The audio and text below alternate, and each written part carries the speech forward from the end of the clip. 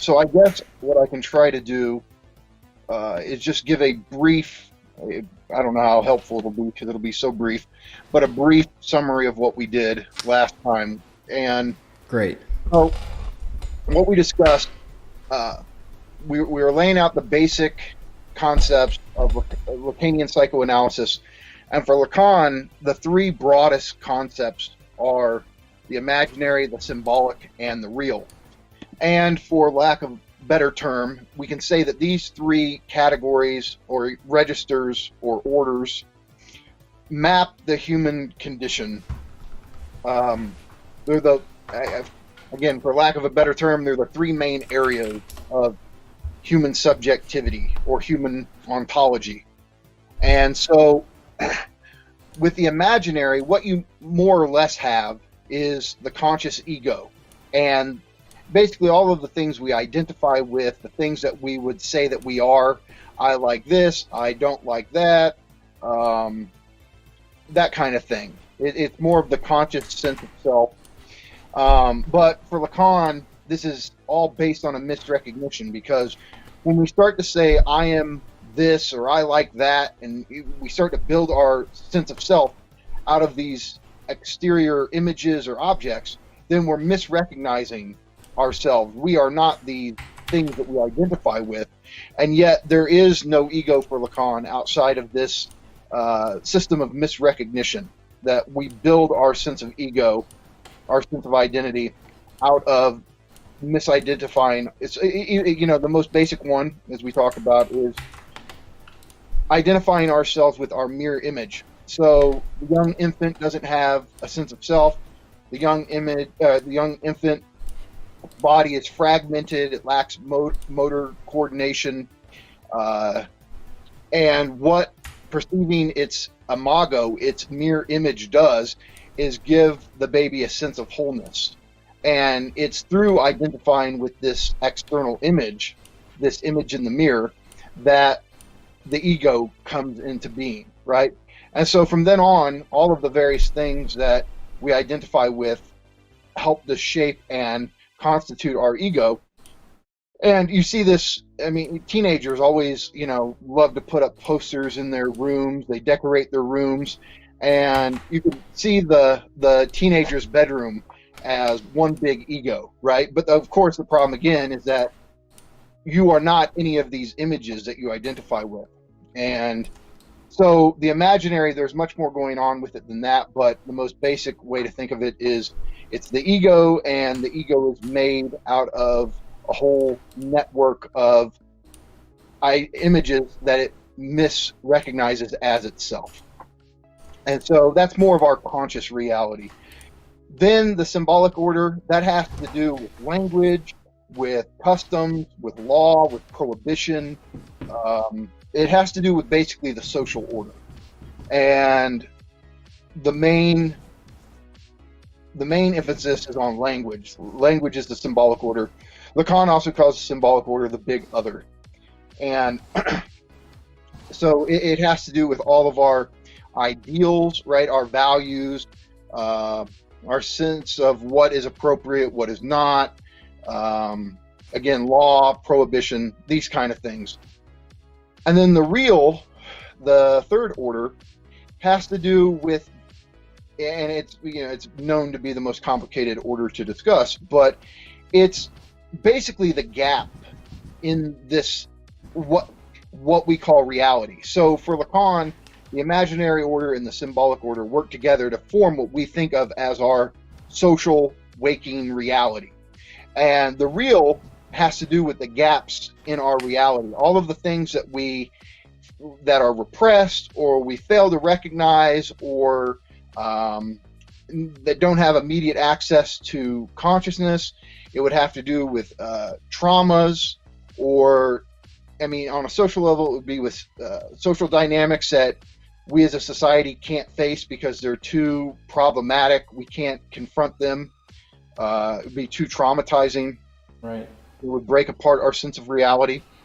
And many things are going to be associated with the real. He's going to associate jouissance. He's going to associate drive, fundamental fantasy to some degree, trauma, and various other things. But as we discuss this, hopefully we'll flesh this out where this makes a lot more sense. Again, it's very hard to summarize at this level because it's so broad.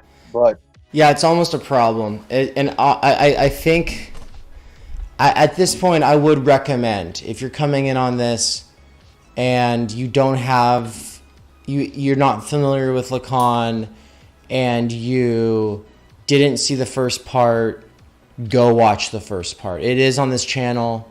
Someone could link it in the chat if they want to, but it's there for a reason though. So I'm going to answer one question since it's a good time to answer it. Cool. Illegal and Free asked, is this why LACAN apparently denies the ego? My professor last semester said that constantly, and he wouldn't expand. So yeah, here's the thing.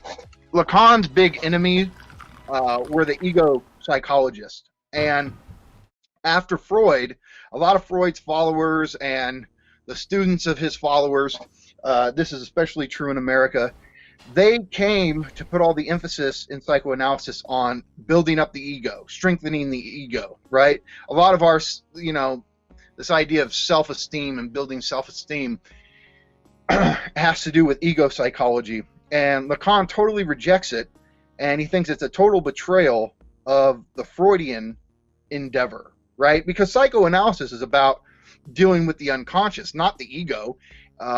It's hard to see how any of these psychologists could even use Freud for this.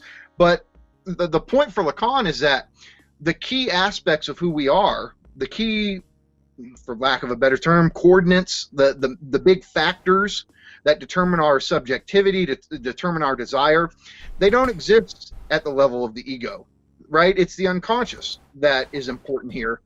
And this is why LACAN is doing what he called a return to Freud.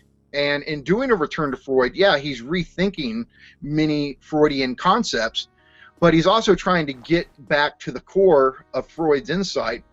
And that was, the primacy of the unconscious, that the unconscious is structured like a language. And so, yeah, look, LACAN is like, the first thing you have to do in psychoanalysis is get past imaginary dynamics, right? Ego to alter ego dynamics. That's, this is the first thing you have to get past if you're going to make any progress in psychoanalysis. So, it's not that you stop having an ego after you go through Lacanian psychoanalysis. That doesn't happen. It's just that the ego it's a whole set of misrecognition, right? It's all of this stuff that we think at the conscious level is so important to us really isn't the substance, in quotes, of our being or lack of being. It's not what the ego and the content of the ego is not the determining factor in human desire and human subjectivity.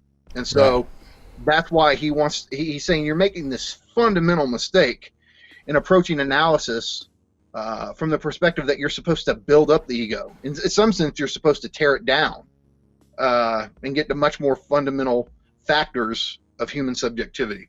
So, yeah, hopefully that kind of gives an answer to that question. But well, I mean, and in the same, I mean, I kind of, people brought up Jung last time. You kind of touched on it, but in your own way.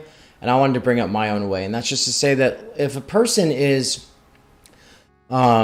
borderline or on a manic bipolar spiral, or schizophrenic, or like whatever their neurosis might be, it's something that's giving them a lot of grief in the world, right?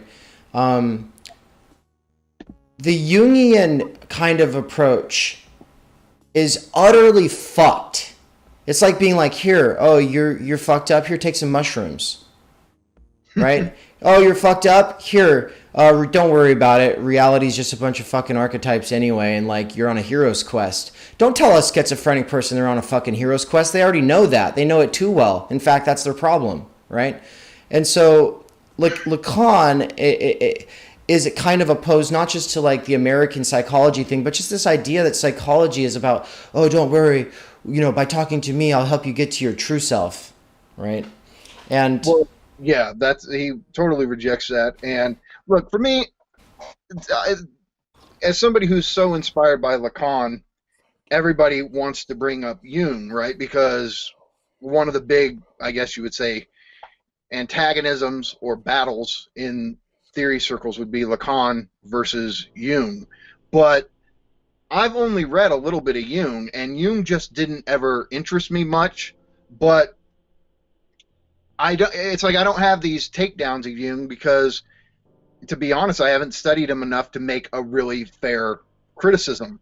What I do know doesn't resonate, but I don't know if what I said was fair, except that I can just definitely say people who think that you should go around validating the imaginary that is being espoused out of the mouth of a person who's in a delusional state, I would say it's pretty fucked. Like, don't do that. If that's what he's getting at. I mean, I don't know if there's really a place for the real in Jung. I would have to read up on Jung to make that call. A lot of Lacanians will say part of the problem with Jung is that he believes in a big other, like an other of the other, that there is this cosmic kind of text written into reality, and that text is not a matter of just human social convention and, as you and I would put it, the arbitrariness of the signifier. It is meaning with a capital M, and for Lacan, that is the only type of human being that actually believes in meaning with a capital M through and through is the psychotic and the paranoid schizophrenic.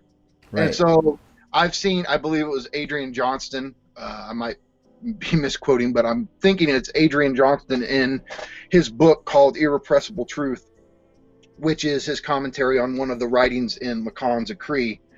And he talks about this, where Jungian analysis basically makes the universe into a schizophrenic universe because it ascribes meaning in reality itself. So I just want to add, before we pivot on to something else. Okay. The whole thing about depth psychology, I can tell you this. The problem with depth psychology is, at least from the Lacanian perspective, and Zizek would agree with this too, is that it's looking for the unconscious in the wrong place.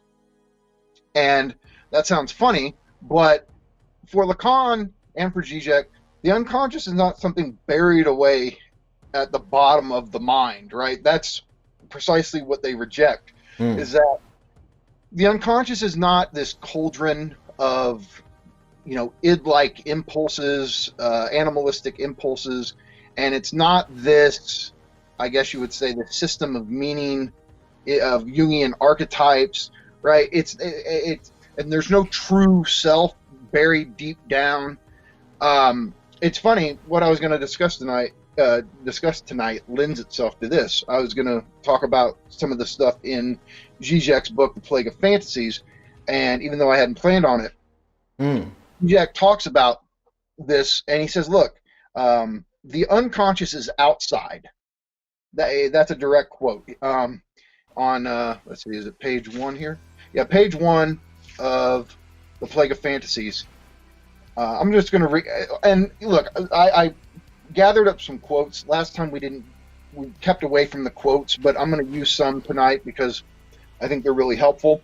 But Zizek says, the unconscious is outside, not hidden in any unfathomable depths. Or, to quote the X-Files motto, the truth is out there. And so what this means is,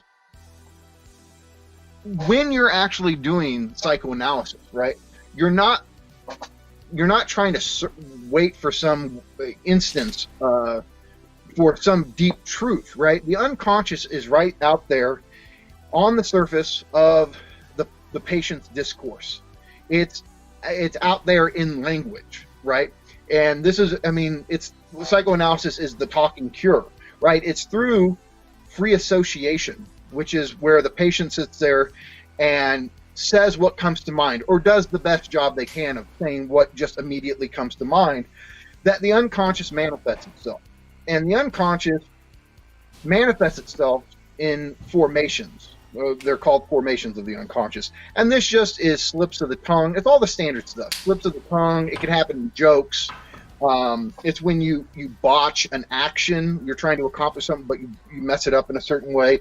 There's these various ways that the unconscious reveals itself. And, I mean, the most, like, it's almost like obscene how typical it is. But, to make the point, you're on a date, and whoever you're on a date with, they look over to you and they're saying, hey, would you like a slice of bread? And you go, yeah, I'd love a slice of bed. Right? I'd love some head. I mean,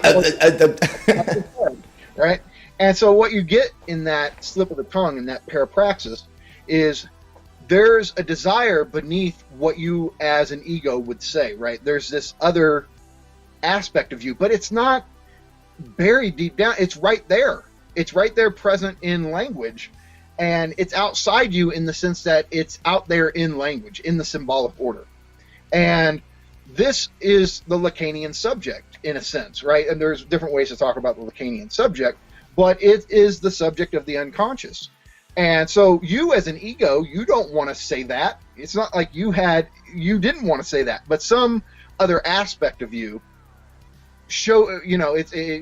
poked through your discourse, right? Revealed itself in this particular formation of language, and that's what the unconscious is. And so he rejects this idea that the unconscious is this mysterious thing, always shrouded, always veiled, like you never like it's always making itself known. That's the thing, is that's why in psychoanalysis a lot of the times analysts will tell you it doesn't matter if the patient lies, because even if you sit there and you lie, the truth is still going to slip out. You're still going to make a Freudian slip. You're still going to do something that reveals the truth of your unconscious desire. So even if you lie, you're still going to tell the truth, and at some point. Right. So this is his rejection of the idea of depth psychology, right? The point is the unconscious is it's always already outside. It's visible all the time. You just have to know how to look for it. And so I'm going to give two examples here before we move on, because they're just fun examples, right? So, let's see. All right, well, that one's a bit long. We might have touched on it last time, but Zizek has this example of the three toilets, and he says that the unconscious ideological frameworks of the French, of the German, and of the American/British, these different ideologies are embodied in their various toilet designs. The Germans, the French, and the the British and Americans, we have this different toilet architecture. And Zizek talks about it. He says, in a traditional German lavatory, the hole in which shit disappears after we flush water is way in the front, so that the shit is first laid out for us to sniff at and inspect for traces of some illness. In the typical French lavatory, on the contrary, the hole is in the back. That is, the shit is supposed to disappear as soon as possible. Finally, the Anglo-Saxon, English or American, lavatory presents a kind of synthesis, a mediation between these two poles. The basin is full of water so that the shit floats in it, visible but not to be inspected. Right? And so he goes down and he draws out how basically the unconscious of each of these societies is there in the design of their toilets. So he says, Hegel was among the first to interpret the geographical triad Germany, France, England as expressing three different existential attitudes: German reflective thoroughness, French revolutionary hastiness, English moderate utilitarian pragmatism. In terms of political stance, this triad can be read as German conservatism, French revolutionary radicalism, and English moderate liberalism. In terms of the predominance of one of the spheres of social life, it is German metaphysics and poetry versus French politics and English economy. The reference to the lavatories enables us not only to discern the same triad in the most intimate domain of performing the excremental function, but also to generate the underlying mechanism of this triad in the three different attitudes towards excremental excess. And so he goes on, ambiguous contemplative fascination, the hasty attempt to get rid of the unpleasant excess as fast as possible, the pragmatic approach to treat the excess as an ordinary object to be disposed of in an appropriate way. So it is easy for an academic to claim at a round table that we live in a post-ideological universe. The moment he visits the restroom after the heated discussion, he is again knee-deep in ideology. So that was classic yeah. Zizek. But that shows you that the unconscious is outside, right? He also talks about it in terms of Soviet architecture. He does a whole thing. It's some of his best stuff. It's in the introduction to The Plague of Fantasies? It's the preface. I highly recommend that preface. If that's all you read from the book, it'll be worth it. Let's see, making sure here. Wait, was that the preface? No, I'm sorry. That was the introduction. Yeah, well, no, maybe I'm wrong. Let me find it. On this theme of... it's from the first chapter, The Seven Veils of Fantasy. It's at the beginning of the first chapter.